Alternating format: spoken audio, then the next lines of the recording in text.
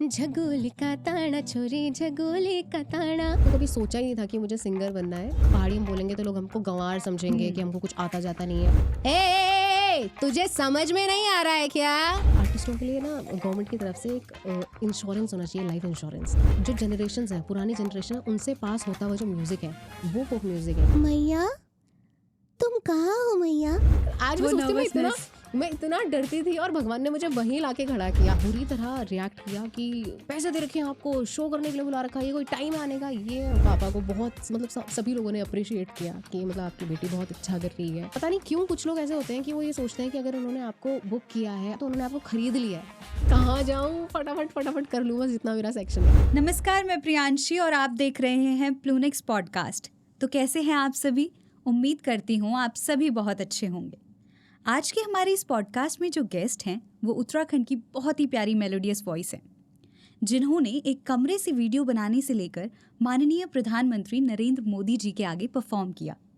तो आइए जानते हैं उन्हीं से इसके पीछे की कहानी। नमस्कार मैम, कैसे हैं आप?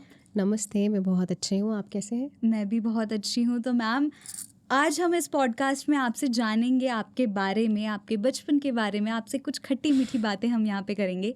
और सबसे पहले जो मैंने आज बताया है, अपनी ऑडियंस को भी बताया है कि आप पहले ऐसे आर्टिस्ट हैं उत्तराखंड में जिन्होंने नरेंद्र मोदी जी के सामने लाइव परफॉर्म किया है।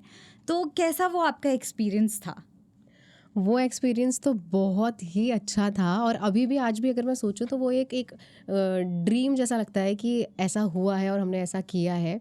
बहुत ही अच्छा एक्सपीरियंस था और वहाँ पर उनके साथ और भी सारे लीडर्स थे, पॉलिटिकल लीडर्स थे। तो मतलब बहुत अच्छा एक्सपीरियंस था वो एक्सपीरियंस आपका मतलब एक तरीके से बोल सकते हैं कि छाप छोड़ गया, छाप छोड़ गया बिल्कुल, हमारे जहन में भी और हमारी मेमोरी में। तो मैम, आगे की बातचीत हम जारी रखेंगे, लेकिन सबसे पहले जैसे हमारे पहाड़ों में रिवाज है कि हम लोग अपने देवताओं को, इष्टों को याद करते हैं, तो आपके मुख से एक भजन अगर हो जाता तो? जी बिल्कुल, तो हमारा ही एक जागर मैं गा देती हूँ जो हमने गाया था। देना वे जावा, देना वे जावा, मेरा शंभू भोलेनाथा, हे मेरा शंभू भोलेनाथा। जादे हो लगो दो, जादे हो लगो दो आज तो ही वाली डांडियो, लगो दो आज तो है रियाली डांडियो। बहुत ही खूबसूरत और मतलब इतना अच्छा मुझे लगा। तो अब बातचीत में हम आगे बढ़ते हैं और सबसे पहले मैं जानना चाहूँगी कि करिश्मा ने कैसे सोचा कि उन्हें सिंगिंग में ही आना है। और हर किसी का एक अपना पर्सपेक्टिव होता है कि प्रोफेशन को लेके और पैशन को लेके। तो कब आपके दिमाग में वो थॉट आया और संगीत में आपकी जो एंट्री, जिसे मैं बोलना चाहूँगी, वो कब हुई? अगर ये देखा जाए कि आपने कब ये सोचा था, तो मैंने तो कभी सोचा ही नहीं था कि मुझे सिंगर बनना है, क्योंकि मैं अब आर्मी बैकग्राउंड से हूँ। पापा मेरे अब तो एक्स आर्मी मैन है, पर आर्मी में ही थे, तो उनका हमेशा से ही यही फोकस था कि बेटा पढ़ाई करना है आपने और गवर्नमेंट सेक्टर में ही जाओ कहीं। तो मेरा भी वही था कि बोल के पापा चाहते हैं तो वही करना है। लेकिन अब ये इसीलिए मैं कहती हूँ कि किस्मत जहाँ आपको ले जाना चाहती है आप जाते वहीं हो। तो 2018 में मैंने म्यूज़िक की शुरुआत करी और तब से लेकर ही अब तक जितना प्यार आप सभी लोग दे रहे हैं, पूरी ऑडियंस दे रही है, तो चल ही रहा है। अभी हम म्यूज़िक अपना कंटिन्यू ही कर रहे हैं। लेकिन 2018 में शुरुआत हुई। 2018 में जो है आपने शुरुआत करी। तो बचपन में कभी गाना गाते थे? हाँ, मैं गाती थी। बचपन से भी मैं गाती थी, लेकिन ऐसे सोच के नहीं गाती थी, बस ऐसे रैंडमली गाती थी। लेकिन जो भी सुनता था तो वो ज़रूर ये कहता था कि अरे बेटा बहुत अच्छा गाते हो, बहुत प्यारी आवाज़ है आपकी। तो मतलब अच्छा लगता था सुन के। तो स्कूल में परफॉर्मेंसेस दी हैं? स्कूल में एज सच परफॉर्मेंस हाँ मैंने दी हैं, पर बहुत ज़्यादा नहीं। लेकिन जैसे वंदनाएं हमारी हुआ करती थी तो वो मैंने गाया है। बट मैं स्पोर्ट्स में ज़्यादा एक्टिव थी। स्पोर्ट्स में मैंने बहुत ट्रॉफीज जीती हैं। तो बेस्ट ये एथलीट बहुत एक्सक्लूसिव बोल सकते हैं हम कि हाँ। मैम को स्पोर्ट्स में वो ज़्यादा एक्टिव थी और ट्रॉफीज भी जीत चुकी हैं। हाँ, मुझे पीटी उषा कहते थे। मतलब मैं रेस में बहुत ज़्यादा वो थी, तो मतलब हम गोल्ड बोल मेडल सकते आता हैं ही था। उत्तराखंड की पीटी उषा। बोल सकते हो आप। जी। तो जैसे आपने बताया कि आप बचपन में भी गाना गाती थी, तो वो पहला मोमेंट याद है जब आपने पहली बार गाना गाया था? मम्मी बताती है कि मैं 2-2.5 साल की होंगी, तो उस टाइम पर ये वाला गाना चलता था। एक गाना था अंगूरी बदन करके चलता था।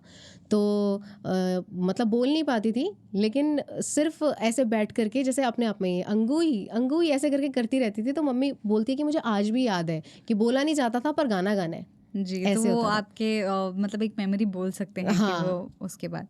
तो जैसे कि अभी आपने बताया कि आप एक्स आर्मी बैकग्राउंड से हैं, तो म्यूज़िक को लेकर जब उन्होंने आपका पहला गाना सुना तो उनका क्या रिएक्शन था? ओह! ये तो बहुत ही खतरनाक स्टोरी है। एक्चुअली हुआ क्या कि जब मैंने शुरू किया, तो उसके काफ़ी वक़्त तक मेरे पापा को पता ही नहीं था कि ये म्यूज़िक कर रही है, या फिर लोग जानने लगे हैं, सुन रहे हैं। इतना अच्छा मतलब मैशअप जब हमने निकालना शुरू किया था, तो बहुत ही अच्छा उसमें रिस्पॉन्स था सबका, बहुत अच्छे व्यूज़ थे और सब लोग बहुत पसंद कर रहे थे। पर पापा को मेरे पता ही नहीं था, और मुझे इतना डर लगता था कि अगर पापा को पता चल गया तो पता नहीं क्या उनका रिएक्शन होगा, क्या रिस्पॉन्स होगा। और मेरी मम्मी मुझे ये बताती थी कि भाई मुझे तो नहीं पता, और ज़्यादा ध्यान अपनी पढ़ाई में दे ले और पढ़ाई कर ले, ऐसा वैसा ये सब बोलती थी। लेकिन मुझे ये था कि नहीं यार, करना तो है। तो बहुत वक्त बाद पापा को पता चला, और जब आपको पापा को पता भी चल गया, उसके बाद भी पापा ने कभी मुझसे उसके बारे में डिस्कस ही नहीं करा था कि म्यूज़िक कर रहे हो या क्या कर रहे हो। बिकॉज़ मुझे ऐसा लगता है कि वो कहीं ना कहीं खुश नहीं थे, क्योंकि उनको ये था कि इसमें आप स्टेबल कैसे होगे, मतलब आगे जा कर के ना एक स्टेबिलिटी नहीं है, और फाइनेंशियल स्टेबिलिटी होना बहुत ज़रूरी है ज़िंदगी में। म्यूज़िक आप करोगे तो मतलब क्या ही आउटपुट होगा उसका, उनको ऐसा था। तो इसलिए उन्होंने कभी मुझसे डिस्कस नहीं किया। पर ये भी एक बहुत अच्छी स्टोरी है। मैं मैनिफेस्ट करती थी और मैं कहती थी कि मतलब मुझे इतनी डेडिकेशन थी इस चीज़ की कि भगवान एक दिन ऐसा आएगा, और ज़रूर आएगा, कि पापा मुझे कहेंगे कि बेटा बहुत अच्छा किया, और जो मैं सोचता था उससे भी अच्छा करके दिखाया। और मैं लिटरली यही सोचती थी। अभी मैं बता रही हूँ तो मुझे बहुत मतलब इमोशनल फील हो रहा है। तो सबसे पहली बार पापा यहाँ घड़ी कैंट में पोस्टेड थे आर्मी कैंप में, तो वहाँ से हमको कॉल आया कि आपको यहाँ परफॉर्म करना है। और उससे पहले पापा की और मेरी कोई बात नहीं हुई थी इस बारे में। तो जब हमने वहाँ पर परफॉर्म किया, तो उसके बाद वहाँ पर पापा को बहुत मतलब सभी लोगों ने अप्रिशिएट किया कि मतलब आपकी बेटी बहुत अच्छा कर रही है, और बहुत अच्छा करती है, और she have a bright future. तो उसके बाद पापा ने मुझसे पहली बार इस बारे में बात करी। 3-4 साल हो चुके थे मुझे म्यूज़िक करते हुए। तब उन्होंने मुझसे पहली बार ये कहा कि जितना मैंने सोचा था उससे अच्छा करके दिखाया, और उससे अच्छा कर रहे हो, और बहुत अच्छा कर रहे हो। तो ये एक हर लड़की के लिए एक प्राइड मोमेंट होता है कि जब अपने माँ बाप उसको बिल्कुल ऐसा फील करवाते हैं ना, तो वो सबसे ज़्यादा मुझे लगता है कि एक प्राउड मोमेंट होता है हर एक बच्चे के लिए और हर किसी के लिए, तब चाहे वो लड़की हो या लड़का हो। लेकिन माना जाता है ना कि लड़कियां कम है, लेकिन जब ये चीज़ सुनने को मिलती है ना, तो वो मोमेंट इतना ज़्यादा वैसा होता है कि आपके लिए बहुत ज़्यादा होता है और मतलब निशब्द जिसे मैं बोलूँगी। मिलियंस में व्यूज़ थे मेरे गानों में, पर मुझे खुशी नहीं थी, क्योंकि मेरी मम्मी और मेरे पापा का सपोर्ट मेरे साथ नहीं था। मम्मी तो चलो फिर भी हो ही जाती है साथ में, लेकिन पापा का ऐसा था कि यार पापा ने बहुत स्ट्रगल किया पूरी ज़िंदगी, मतलब हमारे लिए ही दूर रहे, कभी फेस्टिवल्स में हमारे साथ नहीं है। बहुत चीज़ें ऐसी हैं कि उन्होंने सेक्रीफाइस किया है बहुत ना। तो मुझे ये था कि ये खुश होने चाहिए। तो जब फाइनली उनका मुझे साथ मिला, तब जाके मुझे ऐसा लगा कि यार अब जाके खुश हुई हूँ मैं। वरना मुझे ऐसा लगता था कि मैं कर तो रही हूँ, सब लोगों का सपोर्ट है, प्यार है, पर कुछ एक बहुत बड़ा खालीपन है जो उनका साथ है, जो वो मिलेगा तब जाके ये खालीपन भरेगा। और आज आपके साथ आपकी पूरी फैमिली है तब और से अभी तक हम 3 रेजिमेंट में परफॉर्म कर चुके हैं। तो ये बहुत एक अच्छी बात, और बोलेंगे कि आपके पापा के लिए भी एक प्राउड मोमेंट होगा। और मैं आपको कि बताऊं कि जब भी मतलब इतने शोज़ हम लोग करते हैं, पापा बोलते हैं अच्छा okay okay all the best all the best. लेकिन जब कभी मतलब आर्मी कैंप में होता है, रेजिमेंट में कहीं शो होता है, तो पापा स्पेसिफिकली कहते हैं बहुत अच्छा करना। तो ये बहुत मतलब मुझे बहुत अच्छा लगा जान के कि पहले नहीं था, लेकिन जब एक मोमेंट आता है ना हर किसी की लाइफ में कि हाँ सपोर्ट मिलना शुरू हो जाता है, तो फिर इंसान के अंदर ना एक वो डबल पावर आ जाती है उस चीज़ को और बेहतर करने की। क्योंकि मतलब मैं अगर पापा की बात करूँ, वैसे पापा का टॉपिक तो मैं इतना लंबा लेके चली जाऊंगी कि, लेकिन पापा की बात करूँ तो मुझे उनसे बहुत प्यार है। मुझे उनके एक एक सेक्रीफाइस की बहुत कदर है कि यार इन्होंने मतलब ऐसा लगता है कि बहुत मुश्किल दिन देखे हैं। तो 28 ईयर्स उन्होंने काम किया है, आर्मी में सेवा दी है। तो मतलब उस बीच बहुत सारे उतार चढ़ाव रहे होंगे, टफ डेज रहे होंगे, तो मैं वो सब समझती हूँ। तो मुझे ये है कि मैं इनको कितना अच्छा फील करवा सकती हूँ उतना अच्छा फील करवाऊँ, बस ये है। बिल्कुल। तो अब मैं आपसे ये जानना चाहूँगी कि जैसे आपने पहला जो आपका वीडियो था वो यूट्यूब पर डाला, तो कहाँ से वो थॉट आया कि यूट्यूब पर डालते हैं? पहला वीडियो हमने हाँ यूट्यूब फ़ोन से बनाकर डाला था बल्कि वो हाँ, वही। वीडियो। तो एक्चुअली हुआ क्या है कि फर्स्ट वीडियो मेरा रूहान के साथ ही आया है और हम दोनों साथ में रूहान भारद्वाज हम दोनों ने साथ में वीडियो बना करके डाला है। हुआ क्या है कि उस टाइम पर बल्कि पहाड़ी बोलने के लिए भी लोग शर्माते थे, मैं आपको बताऊं। सारे लोग ये बोलते शर्माते थे ये एक्सेप्ट करने में कि हम पहाड़ी, उनको पता नहीं क्यों उस टाइम पे ये चल रहा था कि अगर पहाड़ी हम बोलेंगे तो लोग हमको गंवार समझेंगे कि हमको कुछ आता जाता नहीं है और हम बहुत पिछड़े इलाके के हैं, ऐसा कुछ था। तो रूहान कर ही रहे थे काम, मुझसे पहले से वो एक ग्रुप के साथ काम करते थे। तो उन्होंने मतलब ये उनका इनिशिएटिव था कि हम एक वीडियो बनाते हैं आप और मैं साथ में करके, और ये वीडियो हम लोग यूट्यूब ही चल रहा था नया नया, तो यूट्यूब पर डालेंगे। तो मैंने कहा ठीक है, और मुझे आइडिया अच्छा इसलिए लगा क्योंकि हम लोग मतलब हमारी एज के बच्चे जो हैं वो बोलते हैं मेरे को पहाड़ी मत बोलो मैं देहरादून वाला हूँ, ये गाना चल रहा था वहाँ पर। तो मैंने कहा यार हम लोग अगर पहाड़ी करेंगे तो कहीं ना कहीं कुछ तो यूथ जो होंगे वो कनेक्ट होंगे इस चीज़ से कि भाई ये शर्माने वाली बात नहीं है, ये हमारे लिए प्राउड की चीज़ है कि हम पहाड़ी हैं, है ना। तो हमने वीडियो बनाया और हमने डाला, और टू आवर सरप्राइज़ वो वीडियो लोगों ने बहुत पसंद किया। तो एक और मोटिवेशन आ गया कि चलो यार अब मतलब करना है क्योंकि लोग पसंद कर रहे हैं। हाँ। और मुझे ऐसा लगता है कि लोगों ने पसंद भी इसलिए किया क्योंकि छोटे छोटे बच्चे हैं जो पहाड़ी गा रहे हैं और पहाड़ी वीडियोस बना के डाल रहे हैं, क्योंकि है ना हमारे मम्मी पापा लोग तो पसंद करते ही हैं, लेकिन उन्हें सुना है वो और पसंद भी करते हैं सुनना, पर हमारी एज के बच्चे नहीं पसंद कर रहे थे। तो जब हमने वीडियोस डालना शुरू किया तो लोगों को लगा कि यार जब ये कर रहे हैं ये सुन रहे हैं तो फिर इसमें खराबी क्या है। तो जैसे कि आजकल की सोशल मीडिया में तो देखो बहुत सारे अच्छे, मैं बोलूँगी कि बहुत सारी अच्छी चीज़ें हैं, जैसे कि अब इंस्टाग्राम रील्स आ गया है, कोलैबोरेशन के फीचर्स आ गए, बट उस टाइम पे डिफ़िकल्ट था कि मतलब एक ही यूट्यूब वीडियो से सोचना कि हाँ मतलब नया ही प्लेटफॉर्म था, मतलब हम बहुत ज़्यादा वक्त नहीं हुआ था यूट्यूब चलाते हुए हम लोगों को, तो ऐसा था। लेकिन हम लोगों ने ना ये सोचा ही नहीं था कि बहुत अच्छा मतलब लोग देखेंगे, बहुत लोग देखेंगे। हमारा सिर्फ एक इनिशिएटिव था, हमको बनाना है और हमको डालना है। हमको मतलब चाहे हमको फिर 5 लोग देख रहे हैं या 50 लोग देख रहे हैं उससे मतलब नहीं है, पर हम ये चीज़ कर रहे हैं, इसको हमको लोगों तक पहुंचाना है, तो ये बात है।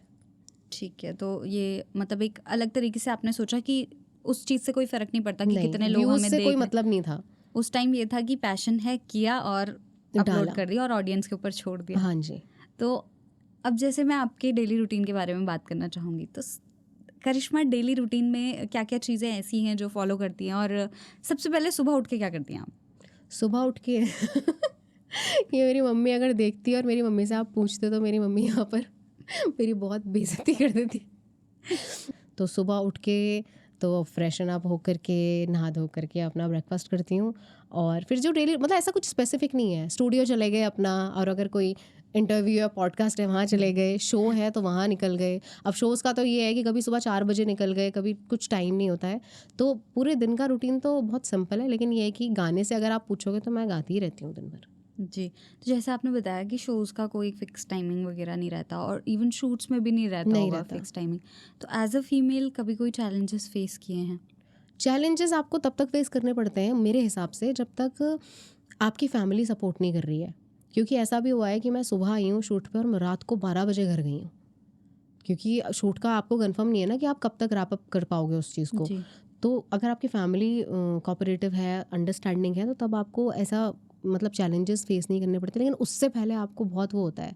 लेकिन मेरे को ये था कि जब मैं अपना ग्रेजुएशन परस्यू कर रही थी और उस टाइम पे ही मैंने म्यूज़िक शुरू कर दिया था, तो दोनों चीज़ को बैलेंस करना थोड़ा मुश्किल होता था, क्योंकि मुझे अपनी पढ़ाई भी देखनी थी, अपने एग्ज़ाम्स, अपने प्रैक्टिकल्स देखने थे, और अपना हम जो शूट कर रहे हैं मतलब स्टूडियो जा कर के ऑडियो रिकॉर्ड कर रहे हैं उसके लिए भी टाइम निकालना होता था, तो वो थोड़ा मुश्किल होता था बैलेंस करना। उस चीज़ से आपने फिर बैलेंस किया कि मतलब एग्जाम्स भी, हाँ, अपना सारा सब कुछ वो दिया है। मैंने, अपना एग्ज़ाम्स भी, प्रैक्टिकल्स भी, फाइल्स बनानी होती थी बहुत सारी, वो भी बनाई। तो सब खुद किया। बनाते थे या किसी और से बनवाते थे? नहीं, नहीं, नहीं, खुद बनाती थी, और फर्स्ट ईयर में तो इतनी मोटी फाइल, मतलब मुझे मतलब मैं लिटरली रो गई थी कि भाई कि इतना काम कौन देता है करने के लिए इतनी मोटी फाइल बनानी थी। जी। तो अब मैं आपसे जानना चाहूँगी कि अगर मैं आपसे पूछूँ कि फोक क्या है, तो आप उसके बारे में थोड़ा बताइए कि फोक है क्या? जो जनरेशन्स हैं, पुरानी जनरेशन है, उनसे पास होता हुआ जो म्यूज़िक है वो फोक म्यूज़िक है, क्योंकि उन्होंने सुना है अपने आगे के जनरेशन से, उन्होंने सुना है उनके आगे के जनरेशन से। तो ऐसा नहीं है कि वो कोई कैमरे में कैप्चर हुई हुई चीज़ है कि जो आपने अपने मतलब आने वाली जनरेशन्स को दे दी। वो ज़बानी तौर पे जो लोगों ने ही गाया, लोगों से ही निकला हुआ जो म्यूज़िक होता है ना, लोगों ने ही बनाया हुआ, लोगों से ही निकला हुआ जो म्यूज़िक है वो फोक म्यूज़िक है। तो जैसे जैसे हमारे यहाँ, अगर मैं आपको बहुत लाइट एग्जांपल दूँ तो शादी होती है तो मांगल गीत गाए जाते हैं जी। तो वो सबसे पहले लोगों ने, हमारे जो पुराने लोग हैं उन्होंने गाए बनाए, तो उनसे वो उनकी जनरेशन को पास ऑन हुए, तो तब जाकर अब जब ये वीडियोस का कैमरा का ज़माना आया तब वो कैप्चर होकर हम तक पहुंच रहे हैं। लेकिन ये तब की बात है जब ऐसा कुछ कैमरा भी नहीं था, कुछ नहीं था, तो वहाँ से ये पास ऑन होता आ रहा है म्यूज़िक, हमारा सांस्कृतिक म्यूज़िक। तो ये फोक है जो ऑथेंटिक है। जी। और जैसे कि अभी आपने मांगल के बारे में बात करी, तो अगर एक मांगल, ठीक है। देना होया खोली का गणेशा, देना होया मोरी का नारेणा, देना होया, देना होया खोली का गणेशा है, देना होया मोरी का नारेणा है, देना होया भूमि का भूम्याला है, देना होया पंच नाम देवा है। जी बहुत ही प्यारा। और मैं चाहूँगी कि गणेश जी आपकी आवाज़ और सरस्वती माता आपकी आवाज़ बिल्कुल ऐसे ही रखे। तो जैसे कि मांगल गीतों के बारे में आपने बात करी, तो हमारी उत्तराखंड की कुछ डांस फॉर्म्स भी हैं, तो उसके बारे में मैं थोड़ा जानना चाहूँगी कि जैसे बहुत सारी डांस फॉर्म्स भी हैं उत्तराखंड की, तो उसके बारे में अगर। तो डांस फॉर्म्स की मैं बात करूँ तो हमारे गढ़वाल और कुमाऊँ और जौनसार में अलग अलग डांस फॉर्म है, जैसे थड़िया, चौफला, तांदी, रांसू, घुंडिया रांसू आपने सुना ही होगा। तो ये सारे डांस फॉर्म्स हैं जो अलग अलग ओकेजन्स पे किए जाते हैं। इसकी तो पूरी स्टडी है, अगर आप गूगल पर भी जाएं या बुक्स में भी आप लोग देखें तो अलग अलग मोमेंट्स पर, अलग अलग त्योहारों पर अलग अलग डांस फॉर्म है। हमारी जो संस्कृति है बहुत डिटेल्ड है और बहुत सारी उसमें चीज़ें हैं जो हमें अभी पता भी नहीं होंगी। कुछ चीज़ें हमें पता हैं, कुछ चीज़ें अभी भी अनडिस्कवर्ड है हमारे लिए, हमारे यूथ के लिए। हम तो क्या है कि गाने सुन रहे हैं, उन्हीं से हमको लग रहा है कि हमको सब पता है, बट ये एक्चुअल में बहुत डेप्थ है हमारे कल्चर में। जी। और मैं आपसे एक चीज़ जानना चाहूँगी कि ऐसी क्या चीज़ है जो हमारे लोक संगीत को अलग बनाती है बाकी लोक संगीतों से? जैसे कि हमारे यहाँ देवभूमि, उत्तराखंड को देवभूमि कहा जाता है, तो यहाँ पर देवताओं की बहुत मान्यता है। तो यहाँ पर जागर होते हैं, मंडाण लगते हैं, और जैसे कि मैंने बताया कि कोई भी कार्य शुरू होने से पहले देवताओं को आवाहन किया जाता है, मांगल किया जाता है। तो मुझे लगता है ये एक बहुत खूबसूरत और अच्छी चीज़ है जो हमारे कल्चर में है। तो देवताओं को सबसे मतलब प्राथमिकता दी जाती है और उन्हीं से हर काम शुरू होता है। तो ये मुझे लगता है बहुत अच्छी खूबसूरती है हमारे कल्चर की। ये बिल्कुल अलग चीज़ है, अलग जो चीज़ बाकी है। कल्चर्स से हमारी अलग है।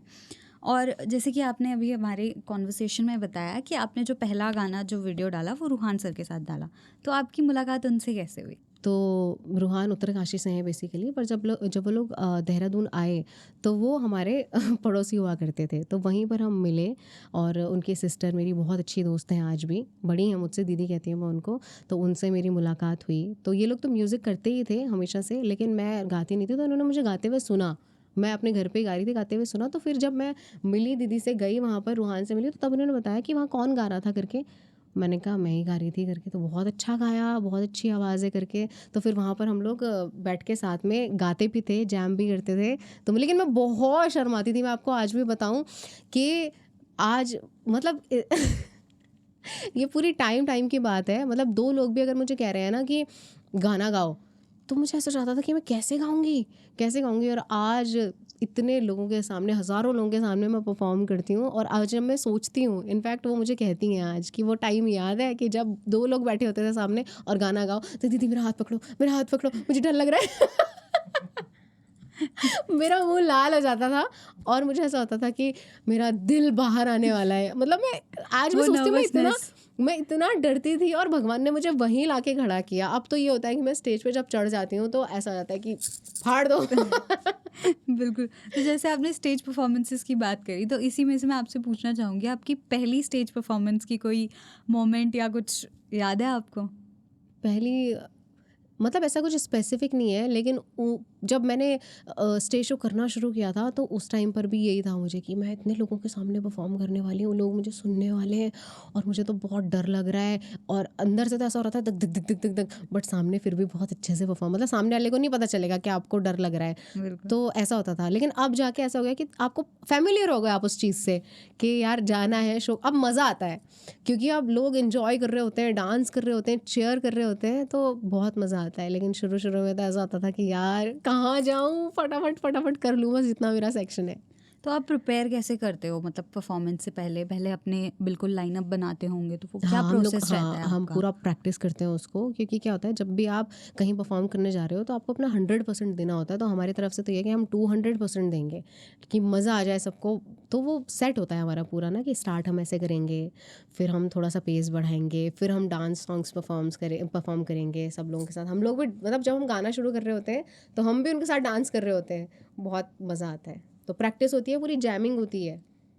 तो जो अब मैं आपसे ये सवाल पूछना चाहूँगी कि जो आजकल की जनरेशन है, जो लोग अब म्यूज़िक में एंटर करना चाह रहे हैं, उनको आप क्या सजेशन देना चाहोगे? उनको मैं यही सजेशन देना चाहूँगी कि पहली बात तो अगर आप मतलब पहाड़ी म्यूज़िक करना चाहते हो तो आप थोड़ा सा ऑथेंटिसिटी समझो कि क्योंकि आज की डेट में आप देख रहे होंगे कि बोलने के लिए तो फोक है लेकिन अब फोक रहा नहीं कुछ भी, क्योंकि इतना मॉडर्न हो गया है सब। इनफैक्ट जो लिरिक्स हैं उनको हमने इतना मॉडर्न कर दिया है कि उनको हमने अलग ही बना दिया है कि वो ना तो प्रॉपर हिंदी है और ना वो प्रॉपर पहाड़ी है, कुछ बीच का ही हो गया है वो। तो मैम, जैसे अभी आपने बताया कि जो मॉडर्नाइजेशन है वो बहुत ज़्यादा हो रहा है और फोक कहीं ना कहीं कम हो रहा है, तो आप उसके लिए क्या इनिशिएट करना चाहोगे कि अगर जिससे फोक ज़्यादा हमारे उसमें दिखे, तो आपका उस पर क्या पर्सपेक्टिव है? देखो, अगर हमको अपने गाने ग्लोबली पहुंचाने हैं तो उसके लिए थोड़ा मॉडर्नाइजेशन भी ज़रूरी है, लेकिन जो गाने की आत्मा है, जो सोल है, जैसे लिरिक्स है और कॉम्पोजिशन है, उसको हमको उतना चेंज नहीं करना है। उसको हमको वही रहने देना है जो वो ओरिजिनली है। बाकी आप बीट्स में चेंज करोगे ताकि वो क्या है कि ग्लोबल अगर कोई चीज़ जा रही है तो उसका टेस्ट भी हमको समझना ज़रूरी है कि लोग क्या पसंद कर रहे हैं। लेकिन जो उस गाने की सोल है, जो लिरिक्स हैं, उनको उनमें हमको छेड़छाड़ नहीं करनी चाहिए, वो वैसे ही रहने चाहिए ऑथेंटिक, क्योंकि कुछ तो ऑथेंटिक रहना चाहिए ना गाने में। तो इस तरह से। तो अब मैं आपसे बात करना चाहूँगी उस सॉन्ग के बारे में जिसने बहुत ही ज़्यादा ऑडियंस के बीच अपनी आपकी छाप छोड़ दी, वो था अब लगलू मंडाण। तो हम सुनेंगे भी उस गाने को, और उस गाने की मैं बैक स्टोरी भी जानना चाहूँगी कि पूरा इनिशियल वो थॉट से लेकर और जो ऑडियंस के बीच परोसा गया, वो किस तरीके से उसका प्रोसेस था? अब लगलू मंडाण हमारा सबसे बड़ा गाना है, ओरिजिनल जो हमने क्रिएट किया है। और ये गाने का इनिशिएटिव रूहान का है। ये इसकी टैगलाइन रूहान ने ही बनाई थी और फिर इसको हम दोनों ने लिखा है। जब मैं किसी को बताती हूँ तो लोग शॉक हो जाते हैं, ये आप लोगों ने बनाया है, ये गाना आप लोगों ने लिखा है। लेकिन हाँ, और ये रूहान के दिमाग में आई है लाइन कि यार इस तरह से कुछ हम क्रिएट करते हैं, कुछ बनाते हैं। तो इसका फर्स्ट हाफ रूहान ने बनाया, इसकी टैगलाइन रूहान ने बनाई और फिर उसके बाद हम दोनों ने इस पर काम किया और इस गाने को हमने पूरा किया। तो ये आज भी ये गाना मतलब बजता है और हमसे इसी गाने हम कहीं भी शो के लिए जाते हैं तो ये गाना तो होता ही होता है कि मंडाण लगाओ, मंडाण लगाओ। बहुत पसंद करते हैं लोग इस गाने को और मुझे भी बहुत पसंद है ये गाना। तो बिल्कुल अब होना भी तो चाहिए, हमारी ऑडियंस भी तो सुने लाइव। मैं छोरी पहाड़ी तू छोरा नाड़ी, तेरा हाथ नहीं उड़िया ना तो पिछाड़ी। क्या तू छोरा नाड़ी मैं छोरी पहाड़ी, तेरा हाथ नहीं उड़िया ना तो पिछाड़ी। अरे रे बात नहीं बढ़िया तो लगो ना पछाड़। हाँ अरे हाँ, अब लगा लो मंडाण, अब लगा लो मंडाण, लगा लो मंडाण, अब लगा लो मंडाण, अब लगा लो मंडाण, अब लगा लो मंडाण। बहुत ही ही प्यारा। और इस गाने को सुनने के लिए तो ना, मतलब जब ये गाना चला था स्टार्टिंग में तो डीजे पे इतना ज़्यादा बजा था ये सॉन्ग, ऑन रिपीट ये गाना बज रहा था। अब जैसे हमारी बातचीत काफ़ी ज़्यादा हुई है, तो एक सवाल मैं अपने हर आर्टिस्ट से पूछती हूँ, और वो ये रहता है कि उत्तराखंड म्यूज़िक इंडस्ट्री में आप क्या ऐसी चीज़ है जो ऐड ऑन करना चाहेंगी, और क्या एक ऐसी चीज़ है जो आप हटाना चाहेंगी? उत्तराखंड में जो आर्टिस्टों के लिए अगर मैं बात करूं तो मैं ये ऐड ऑन करना चाहूँगी कि मतलब जैसे हम लोग शोज़ करते हैं, है ना। ट्रैवल हमारा किसी भी वक्त, रात में, सुबह, हर जगह हर टाइम चल ही रहा होता है। तो मुझे ऐसा लगता है कि आर्टिस्टों के लिए ना गवर्नमेंट की तरफ से एक इंश्योरेंस होना चाहिए, लाइफ इंश्योरेंस, कि अगर कभी कुछ, क्योंकि एक आर्टिस्ट है और जनरली वही आर्टिस्ट अपनी पूरी फैमिली चला रहा है, मतलब फाइनेंस जो है वो वही आर्टिस्ट पूरे कर रहा है अपने उसकी फैमिली के लिए। तो कभी भी अगर कुछ हो जाता है, कुछ मतलब लाइफ को उसके कुछ हो जाता है, तो एक इंश्योरेंस उसकी फैमिली के लिए गवर्नमेंट की तरफ से होना चाहिए, ये मुझे लगता है। और जो हमारे गांव के वादक हैं, ढोल दमोह वादक हैं, संगीतकार हैं, उनके लिए भी एक पेंशन टाइप का कुछ होना चाहिए कि बिल्कुल। वहाँ के, है ना, प्रधान की तरफ से, मतलब गवर्नमेंट की तरफ से आएगा लेकिन वो पूरा रजिस्टर्ड होना चाहिए, प्रधान के पास रिकॉर्ड होना चाहिए कि ये हमारे जो हैं आर्टिस्ट हैं, और इनके लिए गवर्नमेंट की तरफ से, क्योंकि उनका क्या है, उनका वही है कि जब कभी कहीं पर काम आ रहा है, शादी है या कुछ है, वहीं पर वो काम कर पा रहे हैं, वहीं से वो कमा पा रहे हैं। तो ये बहुत आसान, मतलब एक बहुत अच्छी चीज़ हो जाएगी उनके लिए, और मुझे लगता है कि ये बहुत अच्छी चीज़ है। तो मैम, ऐड ऑन का तो आपने बताया, इम्प्लीमेंट करने का बताया, और मैं चाहूँगी कि सरकार अगर हमारे इस पॉडकास्ट को देख रही है, और जितने लोग इस पॉडकास्ट को देख रहे हैं, प्लीज़ इस चीज़ पर काम कीजिए। और ये हमारे ही कल्चर के लिए एक बहुत अच्छी बात मैं यहाँ पर बोलना चाहूँगी, और इससे हमारे जो इंस्ट्रूमेंट्स हैं, जो हमारे फोक है, वो बचा रहेगा, और हमारी आने वाली पीढ़ियों को वो देखने को मिलेगा। वरना अगर हमारे कलाकार नहीं रहेंगे तो मुझे नहीं लगता कि हमारा फोक या हमारा जो ये ऑथेंटिसिटी है वो आगे तक जा पाएगी। बच्चों को नहीं पता होगा कि फोक कहते किसे हैं। और उत्तराखंड का जो मेन, जिसे मैं बोलूँगी कि उत्तराखंड का जो मैं मेन अगर बोलूँगी कि जो पूरी बात ही वो फोक ही है, जहाँ तक मुझे लगता है पूरा उत्तराखंड ही देवभूमि ही पूरा फोक है। तो मैं उस चीज़ के लिए चाहूँगी, आप सभी से निवेदन करूँगी कि इस चीज़ पर प्लीज़ काम कीजिए। जैसे कि आपने बताया अभी कि इम्प्लीमेंट क्या कर सकते हैं, तो हटाने का अगर मैं आपसे पूछूं तो क्या चीज़ आप हटाना चाहोगे? हटाने का तो मुझे, मतलब मैं कहना चाहूँगी, हटाने का ऐसा सच कुछ नहीं, लेकिन ये चीज़ ज़रूर मैं कहना चाहूँगी कि आर्टिस्टों के बीच में एक जो यूनिटी है वो होनी चाहिए। क्योंकि अगर कोई एक अच्छी चीज़ आ रही है यूट्यूब पर, या कोई भी आर्टिस्ट कुछ एक अच्छा कंटेंट निकाल रहा है, तो वो उस कंटेंट को अगर हम लोग सब लोग सपोर्ट करें तो वो 10 लोगों की जगह 10,000 लोगों तक जाएगा। जैसे आप बिल्कुल। पंजाब इंडस्ट्री में देखें कि कोई नया आर्टिस्ट भी अगर कोई अच्छा काम निकाल रहा होता है तो 10 बड़े आर्टिस्ट को सपोर्ट कर रहे होते हैं, जी। क्योंकि उनका मानना, मतलब मैं जो समझती हूँ, उन्हें लगता है कि अगर कोई पंजाबी कंटेंट है, कोई सॉन्ग है, पंजाबी सॉन्ग है, वो अगर ग्लोबली हिट होगा तो उससे उन्हीं की शान बढ़ेगी। तो अगर हमारा भी कोई पहाड़ी सॉन्ग है जो अगर ग्लोबली हिट होता है, अभी हमारे ऐसे ज़्यादा सॉन्ग नहीं है, 1-2 सॉन्ग्स ही हैं, जैसे गुलाबी शरारा है, वो ग्लोबली हिट हुआ है हमारा, है ना। तो ऐसे और सॉन्ग्स आने चाहिए जिसे हम सब लोग मिलकर सपोर्ट करें, जो सिर्फ हमारे उत्तराखंड में नहीं, पूरे इंडिया में, पूरे वर्ल्ड में हिट हो। तो जी। ये होना चाहिए। जैसे कि आपने घपरोल मूवी भी करी है, तो उसका एक्सपीरियंस कैसा था? और शायद उसका शूट रैथल में हुआ था, तो रैथल में बहुत सारी पैरानॉर्मिकल बोल सकते हैं उसको, वो वाले एस्पेक्ट्स भी हैं, तो फेस किया कुछ या एक्सपीरियंस किया? अगर पहले रैथल का मैं बताती हूँ आपको। शूट का एक्सपीरियंस बहुत अच्छा था। और मतलब जब आप जाते हो कहीं 15-20 दिन के लिए रहते हो, तो आपको वहाँ की चीज़ें पता चलती हैं, वहाँ का कल्चर पता चलता है कि यार यहाँ पर लोग किस तरह से रहते हैं या किस तरह के लोग हैं। बहुत अच्छे लोग हैं, मतलब लिटरली मुझे प्यार है वहाँ के लोगों से। और मतलब इतना वेलकमिंग वार्म नेचर है उन लोगों का। मैं आपको बताऊं, मतलब कि जब हम लोग वहाँ पर गए तो वहाँ पर क्या है, हमारा क्रू है, 40-50 लोग थे, तो सबका खाना एक साथ बन रहा था। तो मुझे ना, मतलब घर के खाने की बहुत क्रेविंग हो रही थी कि यार क्या करूँ। तो मैं से रैंडमली किसी के घर चली गई। मतलब ऐसे चली गई उनके घर में, और बिल्कुल नमस्ते वमस्ते सबको करके, वो लोग इतने वेलकमिंग है कि वो बिल्कुल बिठाते हैं आपको, और जब तक मतलब चाय बना देते हैं आपके लिए। मैंने कहा चाय नहीं, मैंने कहा मुझे खाना खाना है। ये बिल्कुल सच बात है। और वो कह रहे अच्छा अच्छा अच्छा खाना खाना है, ठीक है ठीक है ठीक है। पर हमने तो उन्होंने कद्दू की सब्जी बनाई थी, रोटी, पर हमने तो मैंने कहा कुछ भी बनाया आपने, मुझे खाना खिला दो।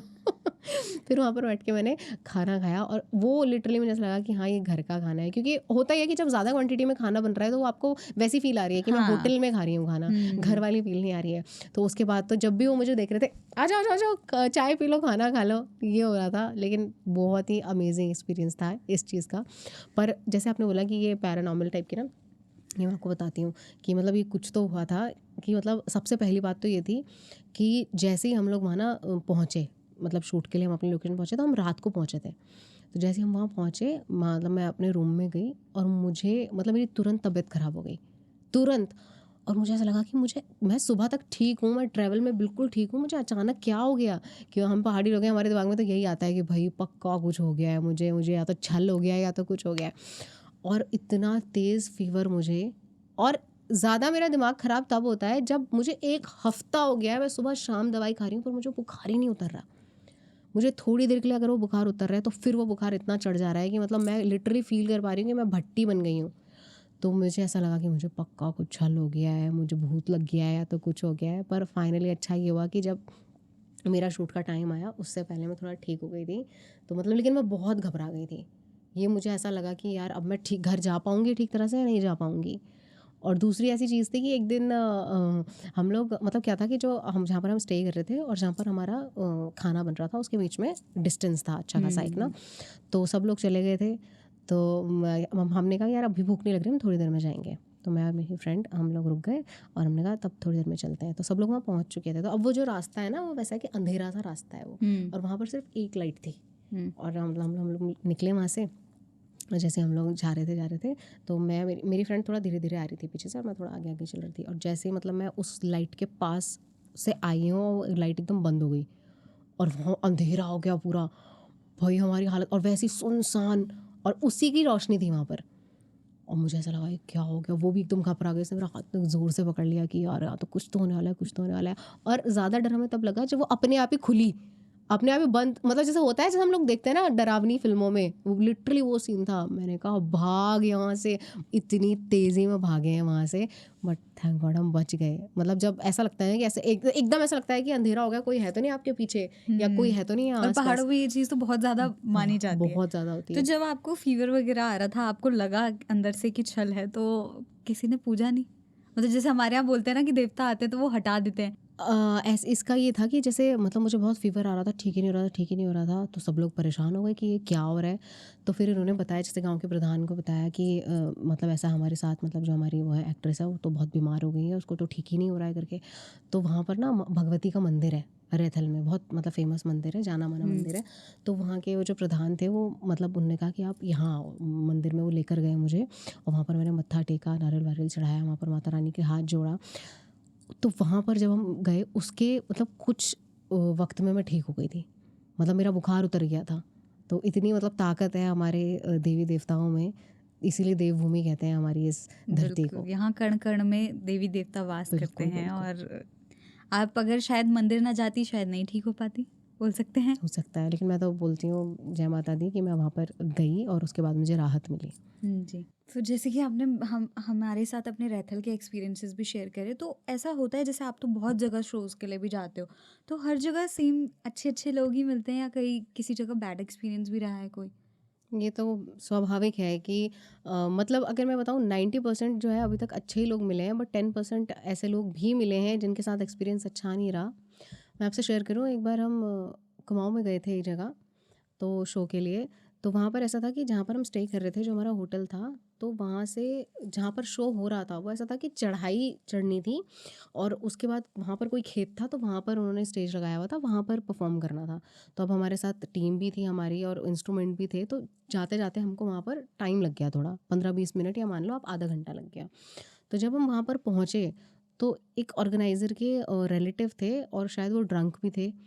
तो उन्होंने इतनी बुरी तरह रिएक्ट किया कि पैसे दे रखे हैं आपको, शो करने के लिए बुला रखा है, ये कोई टाइम है आने का, ये है वो है।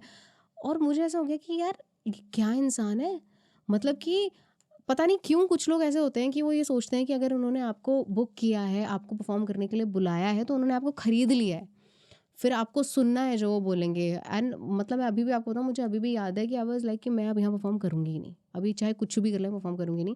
बट जो मेरे ऑर्गेनाइज़र थे वो रोहान के बहुत अच्छे दोस्त थे, तो उन्होंने बहुत अपॉलॉजी करी और बोला कि सॉरी, सॉरी बोल के, ये मतलब ही इज़ ड्रंक, तो इनकी बातों को आप मतलब ऐसे दिल पे मत लो या मत करो, आप कर लो परफ़ॉर्म।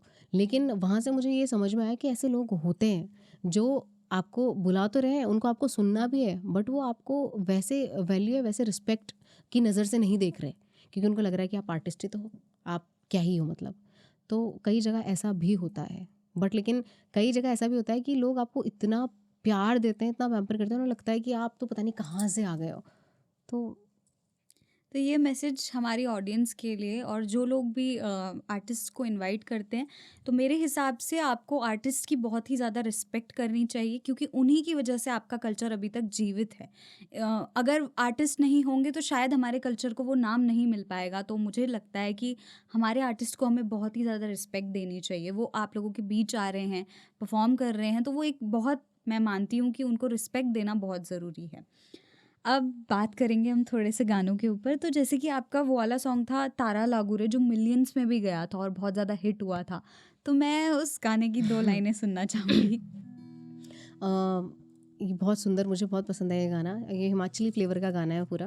आजा साथिए आंगणी चौक, आजा साथिए, आजा साथिए आंगणी चौक, नाटी हमारा प्यारा लागू रे, तारा लागू रे, तारा लागू रे, तारा लागू रे, तारा लागू रे, तारा लागू रे, तारा लागू रे।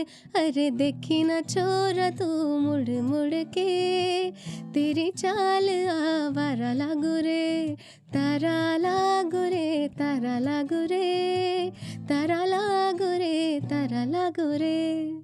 बहुत ही प्यारा ये गाना है। और मैं अपनी एक इस गाने से रिलेटेड एक स्टोरी शेयर करना चाहूँगी कि जब ना आपका चैनल जो था, तो मैं ना टाइप करती थी उस वक्त यूट्यूब पे करिश्मा शाह न्यू सॉन्ग, तो मैंने तारा लागू रे तब सुना था और वो सबसे ऊपर आ गया था। और शायद वो जिस दिन रिलीज हुआ था ना, उसी दिन मैंने वो देख लिया था। और मेरे को एक वो थी आदत थी कि आपके जब आपका मैशअप सुना था मैंने, वो वाला झगोली का ताना वाला जो हाँ आपका हाँ। मैशअप था, वो मैंने सुना था, बहुत ही ज़्यादा मुझे पसंद आया था। और अपने कॉलेज टाइम में मैंने उसमें इतना डांस किया है, इतनी परफॉर्मेंसेस दी हैं। तो वहाँ से ये था कि आपके जो भी न्यू सॉन्ग्स आएंगे ना, तो मुझे पहले पता होना चाहिए, मुझे सुनने हैं वो सारे। और मैं ये चाहती हूँ कि ऐसे मैशअप्स ना आप और लेके आओ, और ऑडियंस भी कमेंट करके बताना कि किस किस को ऐसे मैशअप्स और चाहिए। नहीं, ऐसे मैसेजेस मुझे आते हैं अभी भी कि आप मैशअप क्यों नहीं निकाल रहे हो, आप मैशअप कब रिलीज़ करोगे? मैंने कहा अब क्या मतलब, ऐसा है कि कुछ लोग हैं जो ऐसे बोलते हैं कि मत निकालो, कुछ लोग, और बहुत लोग ऐसे हैं जो ऐसे बोलते हैं कि नहीं निकालो, हमें तो पसंद है मैशअप, हमें उनमें डांस करने में बहुत मज़ा आता है। तो मैं भी चाहूँगी, मेरा भी एक इसमें बहुत बड़ा वोट है कि मुझे चाहिए कि अब बहुत प्यारे प्यारे मैशअप्स हमारे बीच आएँ। तो है कुछ प्लान ऐसा अब मैशअप का? बिल्कुल आप कह रहे हो तो अब आपकी फरमाइश पर एक रिलीज़ करेंगे। जी, अगर मेरी फरमाइश मान रहे हैं तो क्यों ना फिर झगोली का ताना वाला भी हो जाए। झगोली का ताना छोरी, झगोली का ताना, सुदीनी बोल्या न छोरी लुकारा ओ खाना। झगोली का ताना छोरी, झगोली का ताना, सुदीनी बोल्या न छोरी लुकारा ओ खाना।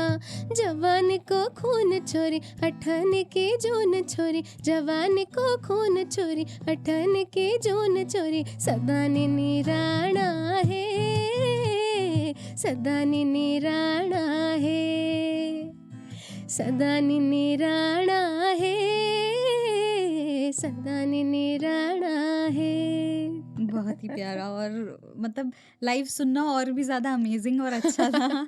तो थैंक यू। जैसे कि आपने फोक स्टूडियो करके भी एक रुमेलो जो है वो गीत निकाला है हाल फिलहाल ही, तो उससे रिलेटेड मैं आपसे जानना चाहूँगी कि उसकी बैक स्टोरी क्या थी और किस तरीके से आपने उसमें पूरा फोक का जो है यूज़ किया है, तो उसके बारे में मैं जानना चाहूँगी।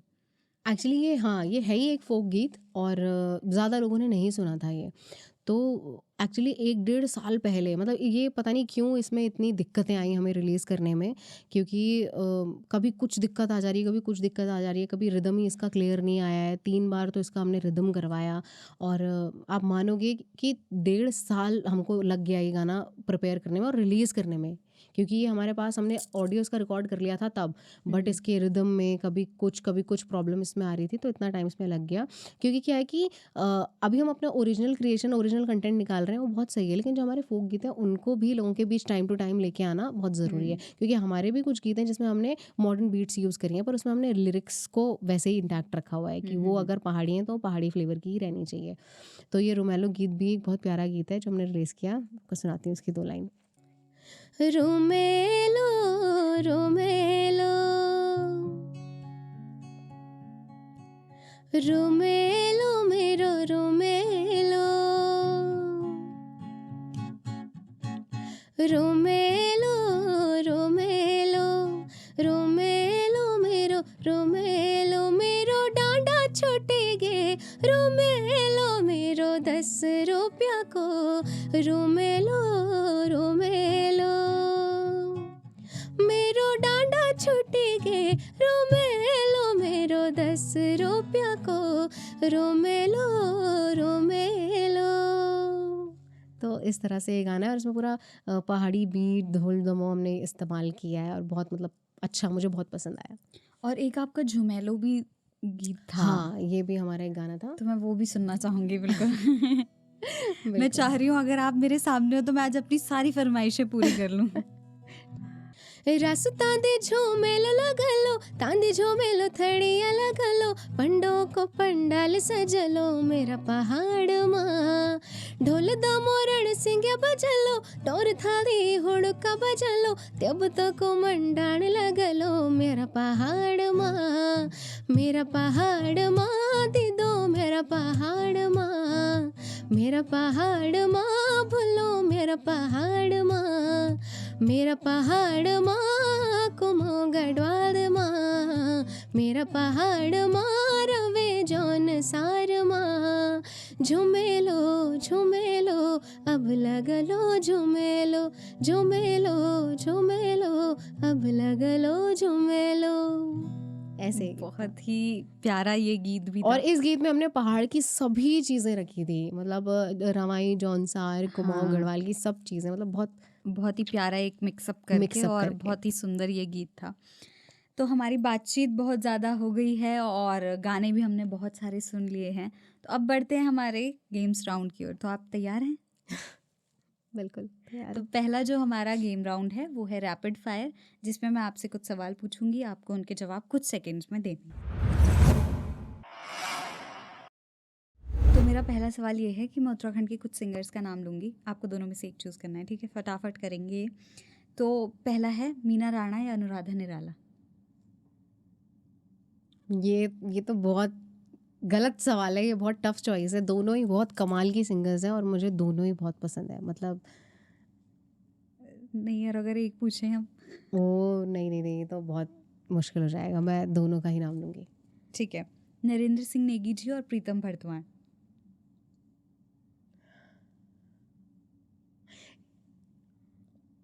देखो, मुझे दोनों के गाने बहुत पसंद है, लेकिन नेगी जी। ठीक है, नेगी जी। मंगलेश डंगवाल या फिर वीरेंद्र राजपूत? वीरेंद्र राजपूत जी, बहुत मतलब यहाँ पे काफ़ी अच्छे आपने जवाब दिए हैं। क्योंकि और एकदम ऐसा नहीं है, मुझे दोनों के सॉन्ग्स अच्छे ही लगे हैं हमेशा से, लेकिन वीरेंद्र राजपूत जी के गाने मतलब मुझे बहुत पसंद है। कोई ऐसा सॉन्ग जो आपको डिफाइन करता हो, आपका सॉन्ग? मेरा सॉन्ग बांध छो पहाड़ी तेरी छुयो माने आण मिन, बांध छो पहाड़ी तेरी छुयो माने आण मिन, हट जा छोरा फुंडे सोर, हट जा छोरा, हट जा छोरा फुंडे सोर, मेरी झमाक खान तिन, बांध छो पहाड़ी तेरी छुयो माने आण मिन। ठीक है, नेक्स्ट क्वेश्चन है, भटकी दाल या फिर काफली? भटकी दाल। ठीक है, भटकी दाल मारना मत मुझे गाइस, पर मुझे काफली भी बहुत अच्छी लगती है, बट भटकी दाल ज़्यादा फेवरेट है। और पहाड़ी औखाना या कहावत हमारे यहाँ बोलते हैं, पहाड़ी में कुछ कुछ होती हैं, तो कोई एक औखाना? वैसे पहाड़ी और खाने मेरे दादा और दादी बहुत बोलते थे, मतलब दादा ज़्यादा, अब मेरे दादा है नहीं दुनिया में, पर बहुत बोलते थे। हर लाइन में उनका कोई ना कोई अखाड़ा होता था।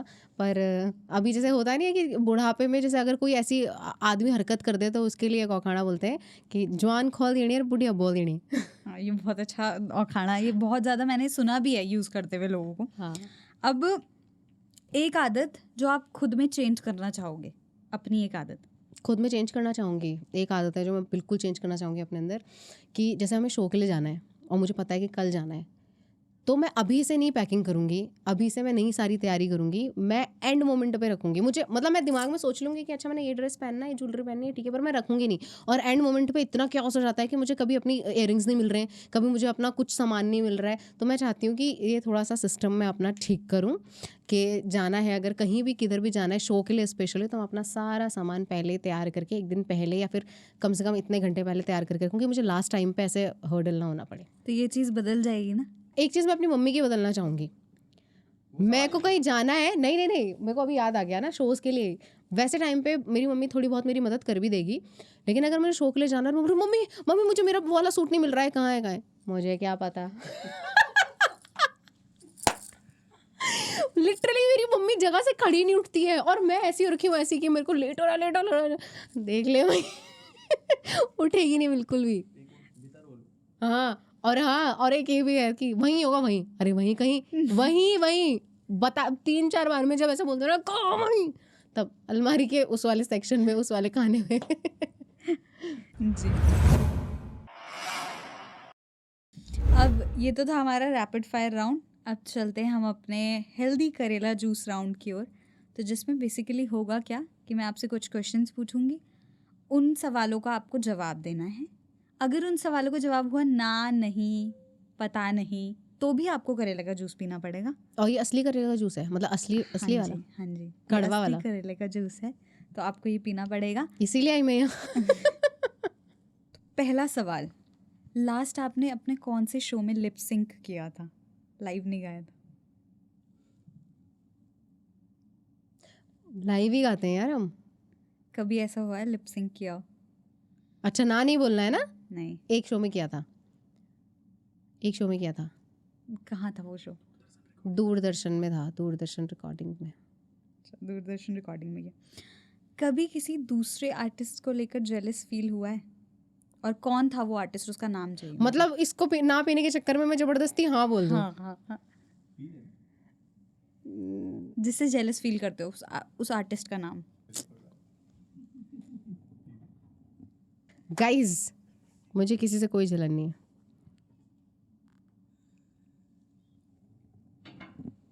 ऐसा कौन सा उत्तराखंडी आर्टिस्ट है जिसके साथ आप काम नहीं करना चाहते? नाम। दोस्तों, मैं सभी के साथ काम करना चाहती हूँ, मैं सबके साथ कोलैब करना चाहती हूँ, और इस सेंटेंस में मैंने ये नहीं यूज़ किया है। चलो, ये अच्छा मूव था, हमारे आने वाले अगले गेस्ट के लिए ये मूव मिल गया, पर अब मैं ये सवाल ही नहीं रखूंगी। हाँ? ऐसा कौन सा बॉलीवुड सिंगर है जो आपको बिल्कुल नहीं पसंद? बॉलीवुड नहीं है, पाकिस्तानी सिंगर है एक। हाय हाय होए होए। नेक्स्ट सवाल मेरा ये है कि अपना कोई अनरिलीज्ड गाने की 2 लाइनें हमें सुना दो। कभी खुशी कभी गम।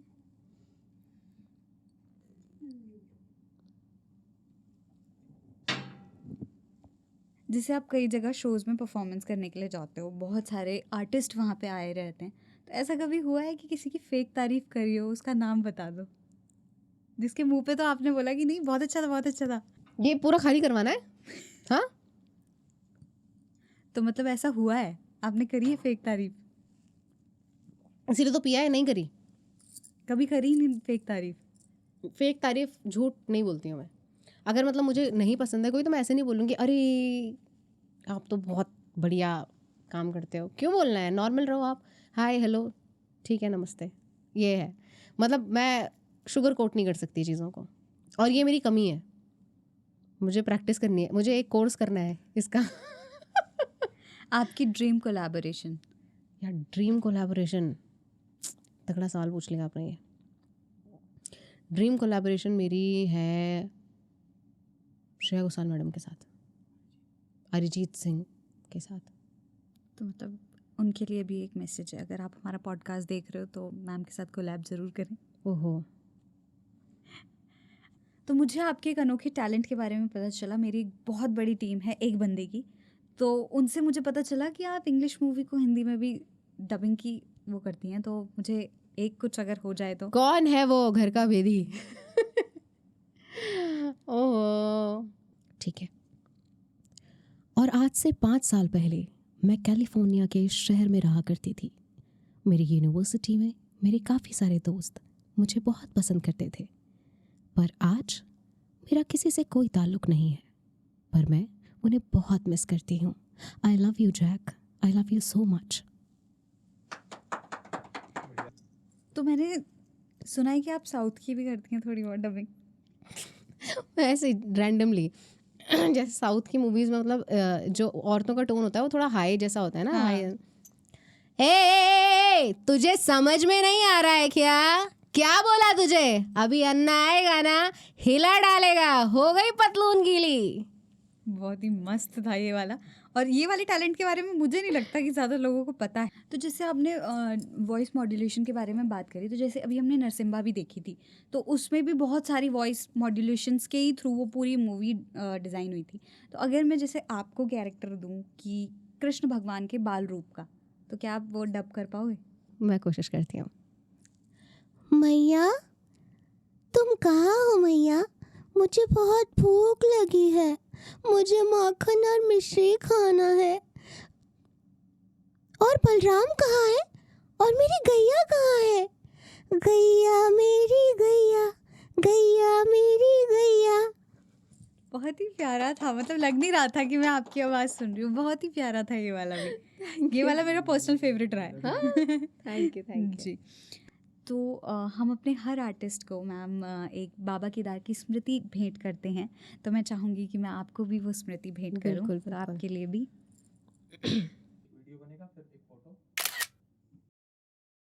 तो ये थी हमारी आज की बातचीत करिश्मा शाह जी के साथ। मैं उम्मीद करती हूँ आपको ये बातचीत बहुत पसंद आई होगी, और हमारे ऐसे ही बेहतरीन पॉडकास्ट देखने के लिए हमारे प्लूनिक्स पॉडकास्ट को सब्सक्राइब कर लें, और पुराने पॉडकास्ट के लिंक आपको हमारे डिस्क्रिप्शन में ज़रूर मिल जाएंगे।